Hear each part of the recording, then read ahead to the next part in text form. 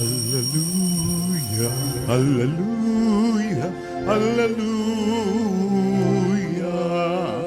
hallelujah, hallelujah, hallelujah. Ang Panginoon ko, siya ang nagwagi, kamatayan ay nagapi, pag-asa't buhay siyang handog na tangi. Hallelujah, hallelujah, hallelujah, hallelujah, hallelujah, hallelujah.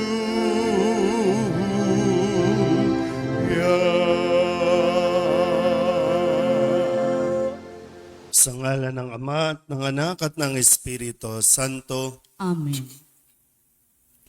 Ang pagpapala ng ating Panginoong Hesukristo, ang pag-ibig ng Diyos Ama, at ang makikipagkaisa ng Espiritu Santo naway sumainyong lahat. At sumaiyo rin.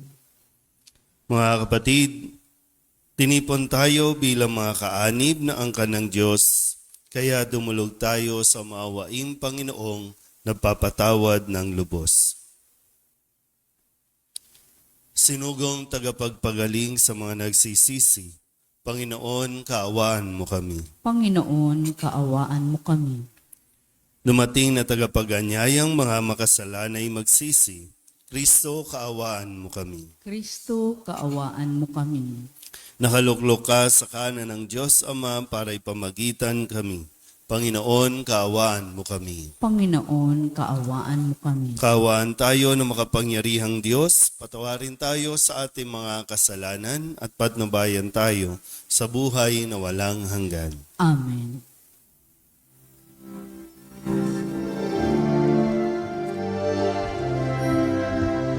Luwalhati sa Diyos sa kaitaasan, kaloob sa lupa ay kapayapaan. Pinupuri ka, ipinagdarangal, sinasamba ka dahil sa dakila mong kalwalhatian.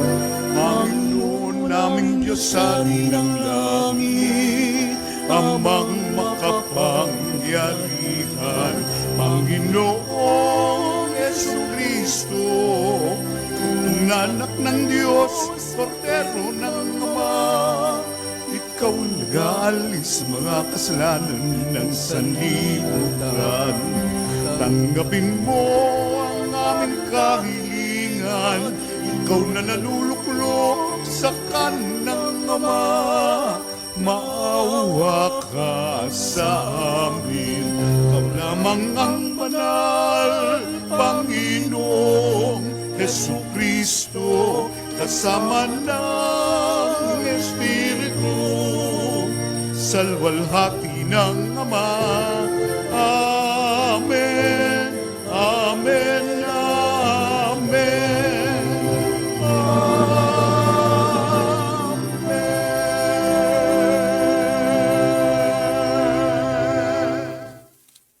Manalangin tayo. Ama naming makapangyarihan, sa kagalingang dulot ng pagkabuhay ng anak mo sa amin, kami ay iyong patuloy na paunlarin upang sa kinamtan naming paglayang walang maliw, kami magkaroon sa kalangitan ng kaligayahan na ngayon pa man sa lupa ay siyang sanhi ng aming pagdiriwang sa pamamagitan ni Jesucristo kasama ng Espiritu Santo magpasawalang hanggan. Amen. Magsiupo na po ang lahat.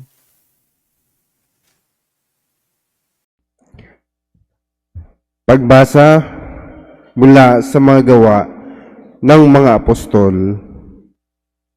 Noong araw ng Pentecostes, sinabi ni Pedro sa mga Hudyo, dapat malaman ng buong Israel na itong si Jesus na ipinako ninyo sa krus, siya ang ginawa ng Diyos na Panginoon at Kristo.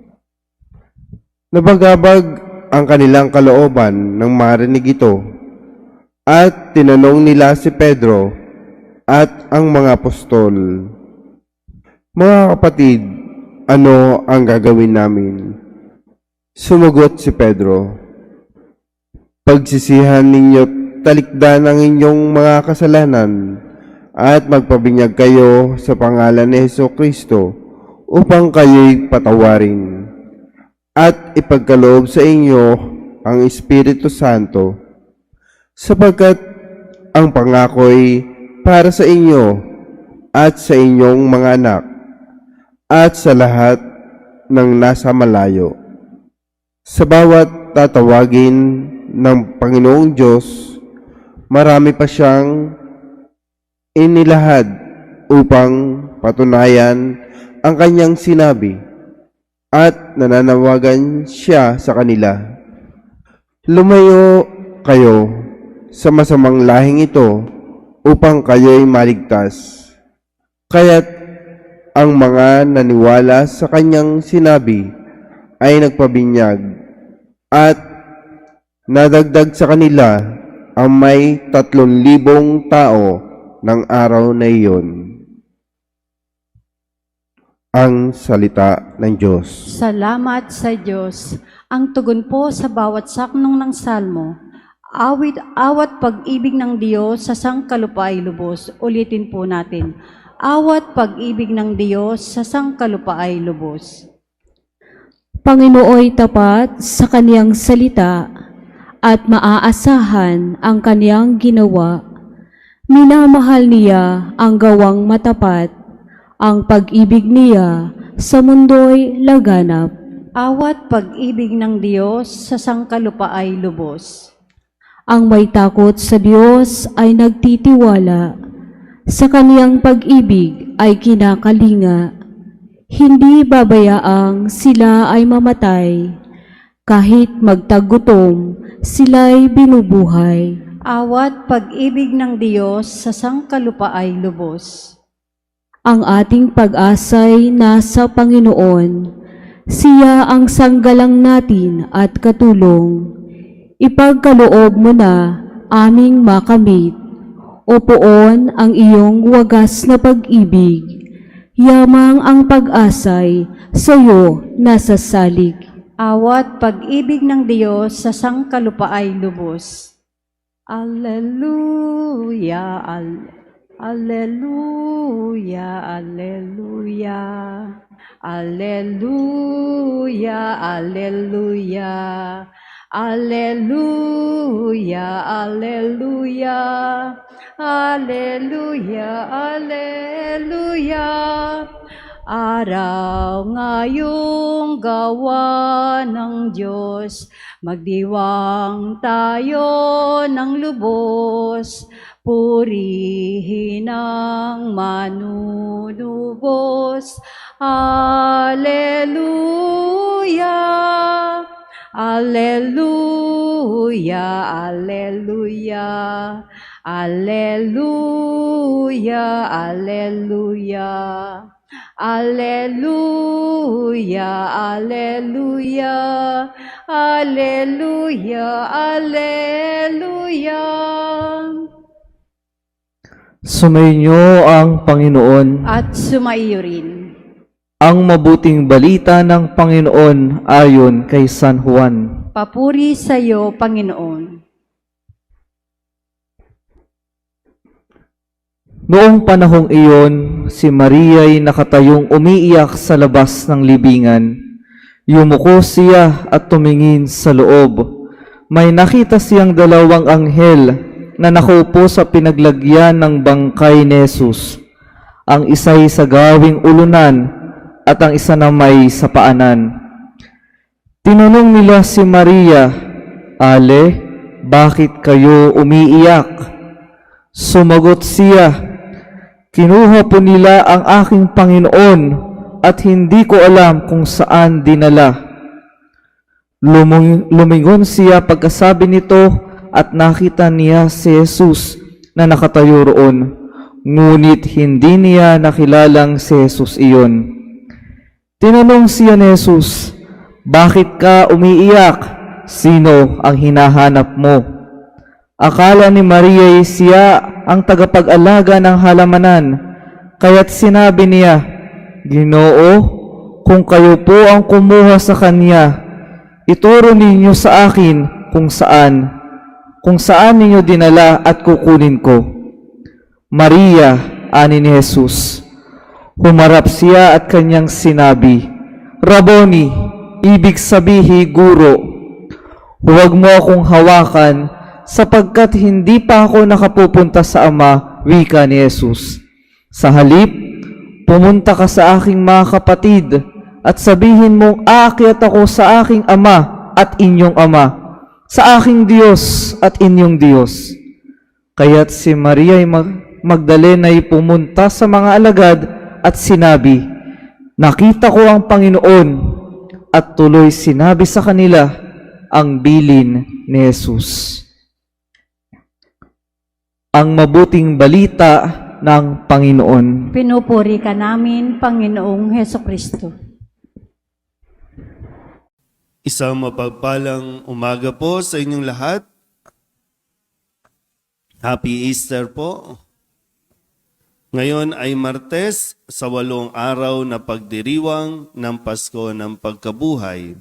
Kahapon, Lunes, narinig natin ang pahayag ng Ebanghelyo mula kay San Mateo, kung saan nakita nitong mga babae si Jesus at sila'y binigyan ng isang misyon na pumunta sa mga alagad at doon ay sinabi na makikipagkita si Jesus sa kanyang mga alagad doon sa Galilea.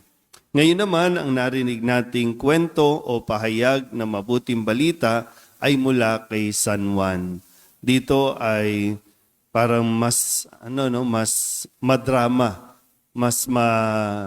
yung kwento na nakatuon kay Maria Magdalena na siya ay nananatili pa doon sa libingan matapos na, kung susundan natin yung kwento, nakita ni Maria Magdalena na wala na yung bato, kaya't dali-dali pumunta siya doon sa mga alagad kay Pedro at Juan at muli bumalik sa libingan at nung wala na marahil yung dalawa, siya na lang naiwan dahil nga inaakala niya na ninakaw ang bangkay o ang katawan ni Jesus. Pero dito ay mismong si Jesus na ang nagpakita sa kanya. Pero sa umpisa, hindi niya makita kung kaya tinanong ni Jesus kung bakit siya umiiyak. At matapos na mapaliwanagan, ay nakilala na ni Maria Magdalena, kung sino yung nagsasalita at yun ay si Jesus. Matapos noon, binigay na ulit ang misyon ni Maria na pumunta sa mga alagad at ang kanya pong ipinahayag na pananampalataya na nawa ay atin din pong maipahayag. Sinabi ni Maria Magdalena, nakita ko ang Panginoon. Kaya yung tanong nga sa atin, nasaan na ba tayo ng punto ng ating buhay ngayon? Yung estado ng buhay natin. Kung sa pagdiriwang natin, itong nakalipas na linggo, nakita ba natin ang Panginoon? O wala pa rin? At nandoon pa rin tayo sa pakiramdam o sa estado na namatayan kasi tayo, nasaktan kasi tayo, nabigo kasi tayo, kaya hindi pa tayo makaalis-alis doon sa libingan. Hindi ko alam kung gusto ba natin pumasok o doon lang tayo sa labas. Kapag nawawalan tayo ng mahal sa buhay, namamatayan tayo, o kaya naman yung inaasahan natin, kapag nawawala ito, para bang pakiramdam natin, umihinto na ang mundo natin. Pakiramdam natin, parang hindi lang yung namatay, yung nawalan ng buhay, pati yung buhay, wala rin buhay. Pero muli, yung hamon ng muling pagkabuhay ni Kristo, hindi tayo dapat doon sa libingan. Hindi yon ang lugar natin, kundi may misyon tayo na dapat nating ipagpatuloy na sinimulan ni Jesus, ipagpapatuloy natin hanggang sa abot ng ating makakaya. Kaya itong si Maria Magdalena, unang nagpahayag na nakita niya ang Panginoon at nawa tayo rin makita natin ang Panginoon at masabi din natin sa mga tao. Mahirap po kasi kung mahirap yung tayo ang nagpapahayag pero tayo mismo ay walang buhay. Mahirap ipahayag yung pananampalataya natin. Si Kristo ang nabuhay kung ang ating pananampalataya ay naiiwan sa pagkamatay. Naiwan lang doon sa pagkabigo. Tandaan natin lagi, hindi dito nagtatapos, kundi meron pang kailangan ipagpatuloy na buhay. Hindi ikaw ang namatay. Kung tutusin, lahat ng namatay, sumakabilang buhay na doon sa kabila. So ngayon tayo, sana po mas tingnan natin, no? Mas maging masigla nawa tayo, mas maging masaya nawa tayo kasi yun ang buhay ng isang Kristiyano. Hindi lulugo-lugo, hindi lalamya-lamya at lalong-lalong hindi namumuhay sa kalungkutan, kundi nagpapatuloy mabuhay, nagpapatuloy isabuhay ang ating pananampalataya. Amen?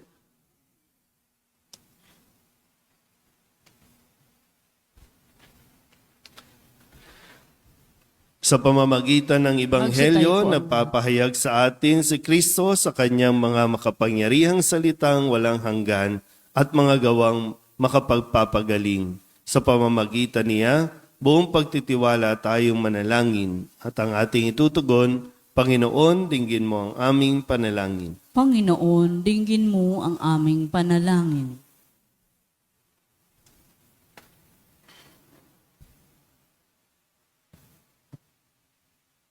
Ang simbahan naway patuloy na magturo ng katotohanan ni Kristo at labanan ang mga kasamaan ng ating panahon.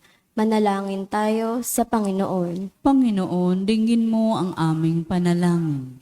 Ang mga namumuno sa mundo naway magtaguyod ng pagiging matuwid sa kanilang mga pamahalaan at maging masigasig sa pagsugpo ng kasamaan sa mga pamayanang pinangakuan nilang paglingkuran. Manalangin tayo sa Panginoon. Panginoon, dinggin mo ang aming panalangin. Tayong lahat na natitipon dito, naway manatiling tapat sa ating mga pangako sa binyag. Manalangin tayo sa Panginoon. Panginoon, dinggin mo ang aming panalangin. Ang mga may sakit, naway magkaroon ng kagalingan sa panghihina ng kanilang katawan at kaluluwa. Manalangin tayo sa Panginoon. Panginoon, dinggin mo ang aming panalangin. Ang mga yumao, naway makabahagi sa maluwalhating muling pagkabuhay ni Kristo. Manalangin tayo sa Panginoon. Panginoon, dinggin mo ang aming panalangin. Idulog din natin sa Panginoon ang ating mga personal na kahilingan at mga panalangin para sa ating mga pamilya. Kasama ang mga kahilingan ng mga nanonood sa online. Lahat ng mga misang pasasalamat, espesyal na intensyon, mga agarang paggaling ng mga may sakit, at ang lahat ng mga kaluluwa na inihiling na ipagdasal sa misang ito.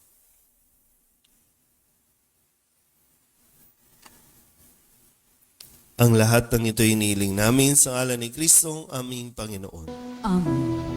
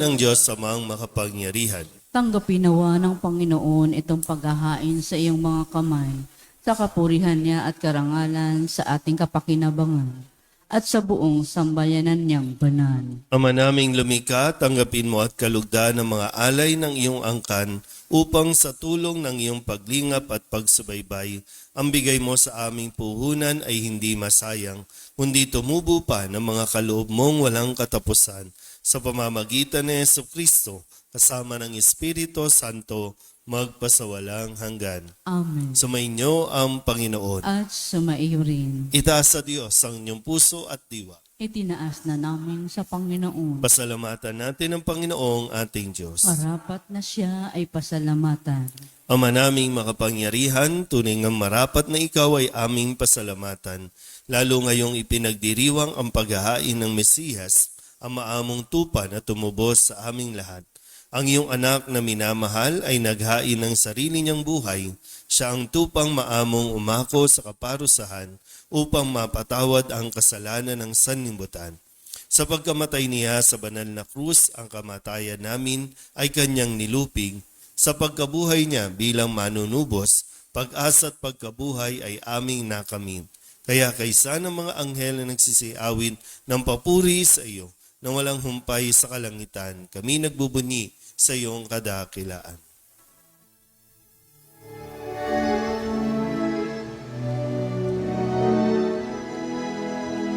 Santo, Santo, Santo, Diyos makapangyarihan, napupuno ang langit at lupa ng kaluwalhatian mo. Sana, o sana sa kataasan, pinagpalang na paririto sa ngalan ng Panginoon. O sana sa kataasan.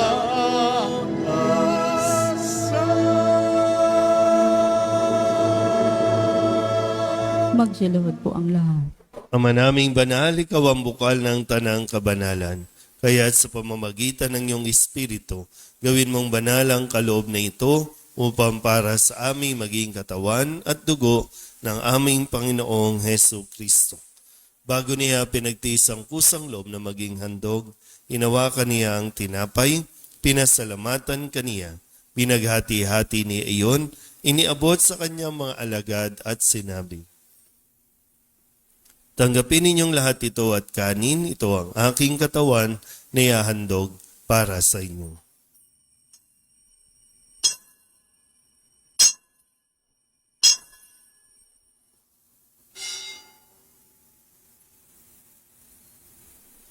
Gayun din naman nang matapos ang hapunan, hinawakan niya ang kalis, muli kaniyang pinasalamatan. Iniabot niya ang kalis sa kanyang mga alagad at sinabi, tanggapin ninyong lahat ito at inumin. Ito ang kalis ng aking dugo, ng bago at walang hanggang tipan. Ang aking dugo na ibubuhos para sa inyo at para sa lahat sa kapagpapatawad ng mga kasalanan. Gawin ninyo ito sa pag-alaala sa akin.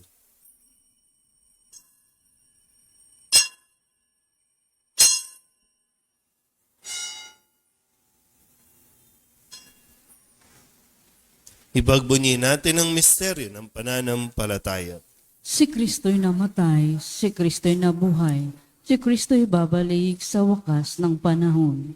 Ama, ginagawa namin ngayon ang pag-alaala sa pagkamatay at muling pagkabuhay ng iyong anak, kaya tiniaalay namin sa iyo ang tinapay na nagbibigay buhay at ang kalis na nagkakaloob ng kaligtasan.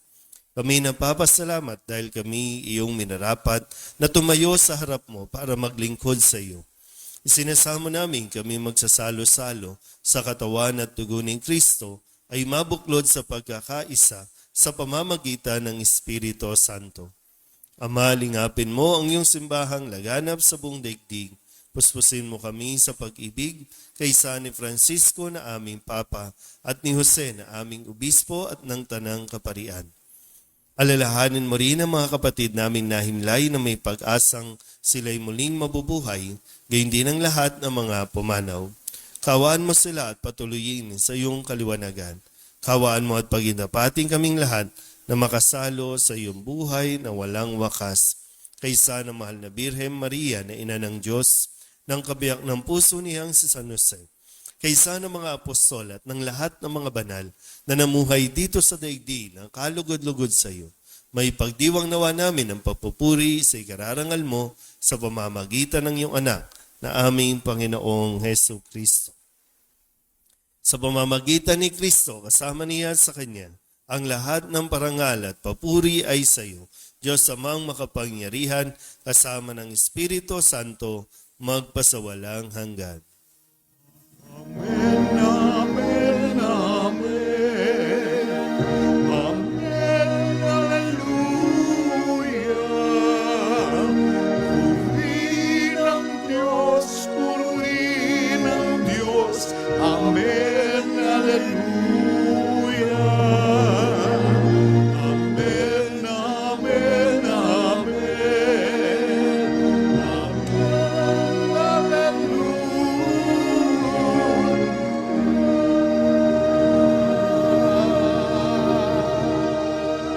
Sa tagubili ng mga nakagagaling na utos at turo ni Jesus sa Panginoon natin at Diyos, ipahayag natin ang lakas loob.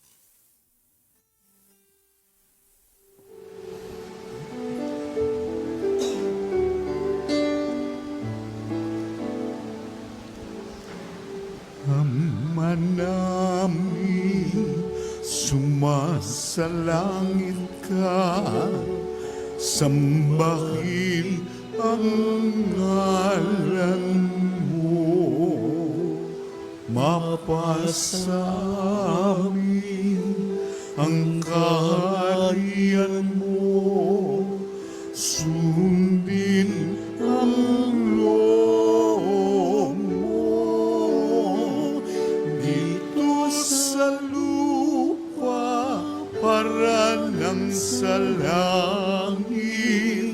Bigyan mo po kami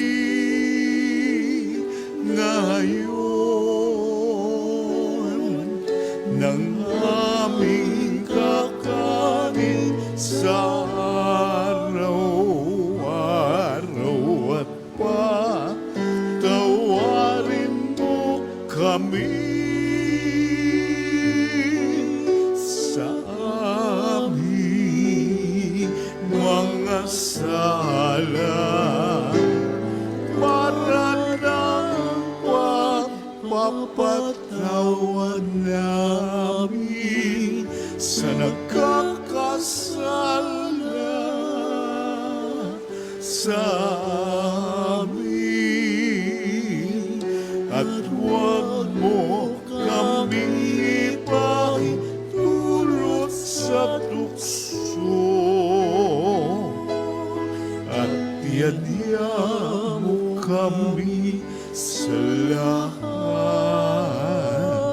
ng masama.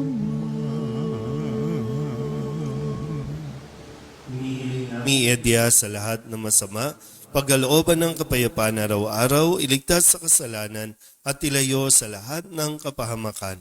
Samantalang aming pinananabikan ang dakilang araw ng pagpapahayag ng tagapagligtas naming sa Hesu Kristo.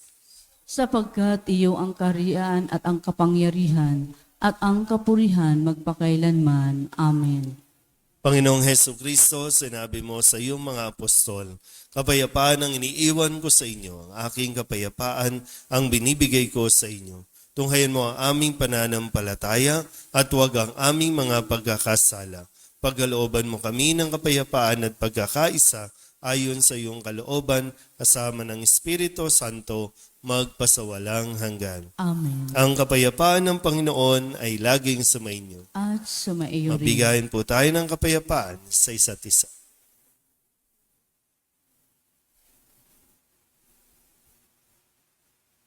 Kordero ng Diyos na nag-aalis ng mga kasalanan ng sanlibutan, maawa ka sa amin. Kordero ng Diyos na nag-aalis ng mga kasalanan ng sanlibutan, maawa ka sa amin. Kordero ng Diyos na nag-aalis ng mga kasalanan ng sanlibutan, ipagkaloob mo sa amin ang kapayapaan. Magsiluhod po ang lahat. Ito ang kordero ng Diyos. Ito ang nag-aalis ng kasalanan ng sanlibutan. Mapalad ang mga inaanyayahan sa kanyang piging. Panginoon, hindi ako karapat-dapat na magpatuloy sa iyo, ngunit sa isang salita mo lamang ay gagaling na ako. Katawan ni Kristo. Amen.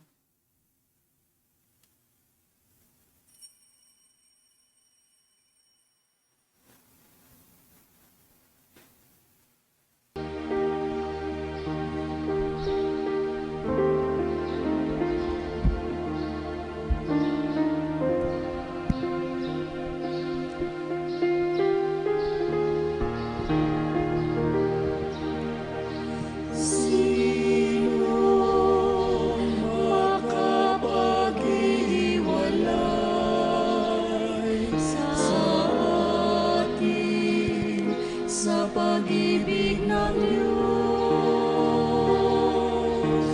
sino makapaghiwalay sa atin? Sa pag-ibig ng Diyos, paghihirap, pagkapigatian, pag-uusig, gutom o tamad, at kahit ng kamatayan, walang makapaghiwalay sa atin, sa pag-ibig ng Diyos.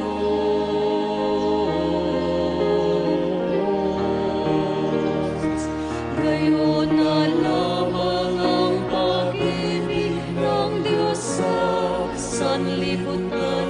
Gayon na lamang ang pag-ibig ng Diyos sa sanlibutan, na isinugo niya ang kanyang anak.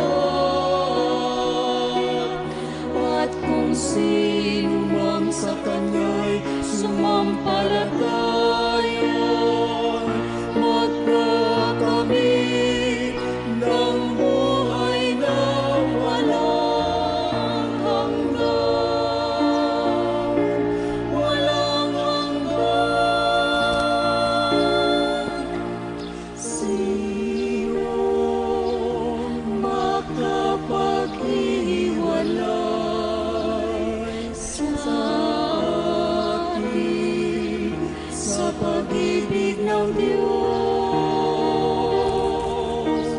Sino makapaghiwalay sa atin, sa pag-ibig ng Diyos?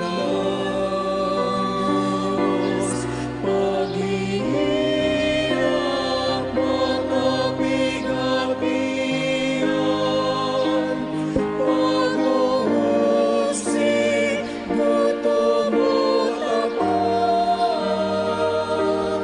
at kahit ng kamatayan, walang makapaghiwalay sa atin, sa pag-ibig ng Diyos.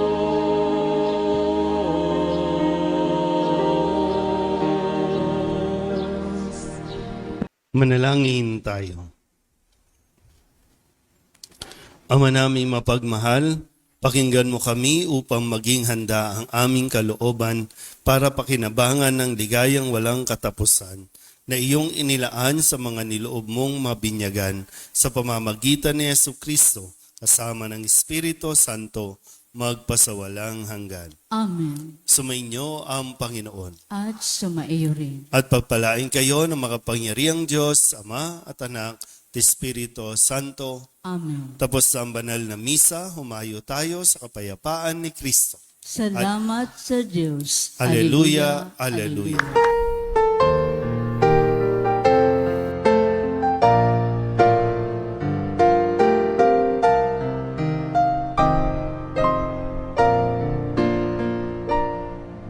Nuestro Padre Jesús Nazareno, sinasamba ka namin,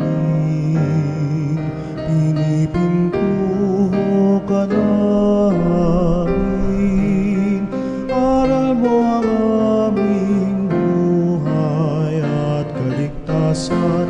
Nuestro Padre Jesús Nazareno, iligtas mo kami sa kamatayan. Ang krus mong kinamatayan ay sagisag ng aming kaligtasan. Nuestro Padre Jesus Nazareno, dinarangal ka namin. Nuestro Padre Jesus Nazareno, minulwalhati ka namin. Nuestro Padre Jesus Nazareno, dinarangal ka namin. Nuestro Padre Jesus Nazareno,